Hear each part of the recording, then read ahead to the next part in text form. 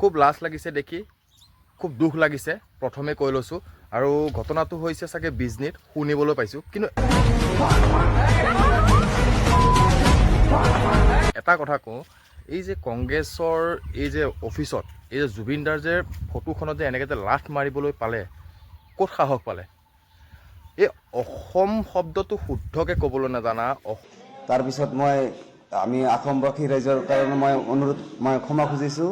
অসমীয়া শব্দটো শুদ্ধকৈ ক'বলৈ নাজানা, অসমক অহম কৈ থয় হা, অসমীয়াক অহমীয়া কৈ থোৱা মানুহবিলাকক ইহঁত অসমৰ হয় জানো?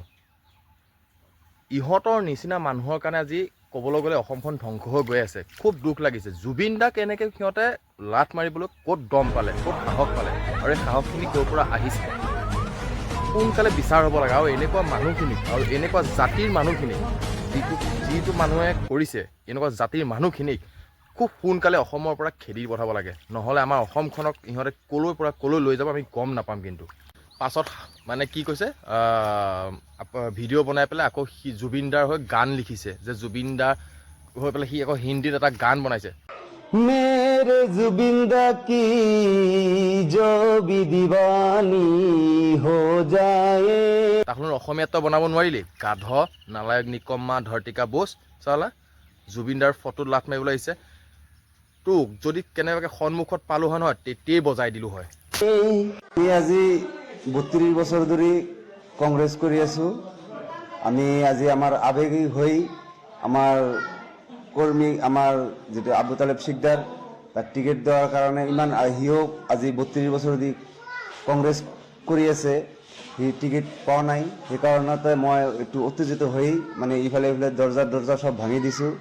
ভুলতে মোৰ জুবিনৰ ফটোত মোৰ লাঠিটো লাগি গৈছে। তাৰপিছত আমি অসমবাসী ৰাইজৰ কাৰণে মই ক্ষমা খুজিছোঁ। মোক হাতযোৰ কৰি মই ক্ষমা খুজিছোঁ। মোক চবে সৰু ভাই বুলি মোক মাফ কৰি দিব। মই এইখিনি কৈ মই অসমবাসী ৰাইজক মই এটা অনুৰোধ কৰিছোঁ। মই এটা ভুল হৈছিল, মোৰ ভুল হোৱাৰ কাৰণে মই অসমবাসী ৰাইজৰ কাৰণে মই ক্ষমা খুজিছোঁ। মই জুবিন অনুৰাগী কিমান, মই পাৰ্চনেল এটা জুবিনৰ কাৰণে মই গান বনাইছোঁ। মই সেই গানটো আপোনালোকক মই আপোনালোকক শুনাই মই কৰি দি আছোঁ।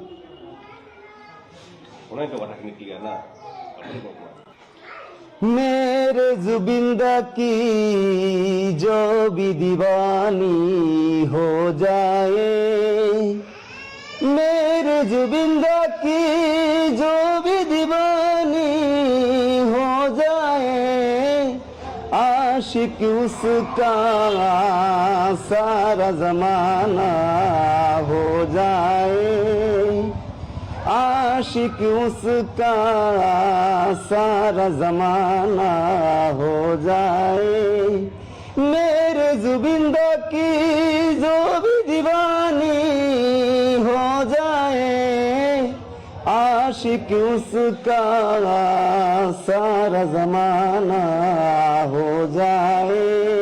আজি 32 বছৰ ধৰি কংগ্ৰেছ কৰি আছোঁ।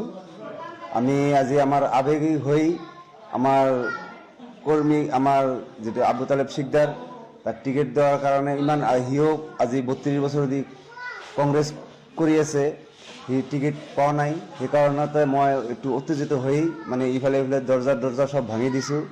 ভুলতে মোৰ জুবিনৰ ফটোত মোৰ লাঠিটো লাগি গৈছে।